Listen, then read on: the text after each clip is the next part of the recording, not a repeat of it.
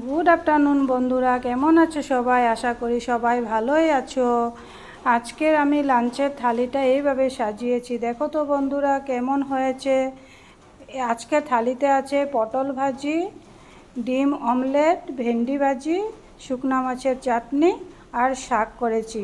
পেঁয়াজ আর লঙ্কা তো থাকবেই বন্ধুরা। তবে আজকে বৃষ্টি পড়ছে তো, তাই বরমশাই বলেছে শুকনো মাছ খাবে, তাই শুকনো মাছের চাটনিটা আমি করেছি। এভাবে করেছি বন্ধুরা। ওই শুটকিটাকে ছোট ছোট করে কেটে বয়েল করে নিয়েছি। তারপরে মশলাটা কষিয়ে বেশি করে পেঁয়াজ দিয়ে ঝাল করে করেছি বন্ধুরা। দেখো তো কেমন হয়েছে। আশা করি তোমরা আমাকে একটু একটু করে ভালোবাসো। এইভাবে একটা ছোট্ট কমেন্ট করবে, আর যদি তোমাদের থালিটা ভালো লাগে একটা ছোট্ট লাইক সাবস্ক্রাইব করে দেবে বন্ধুরা। Bye bye.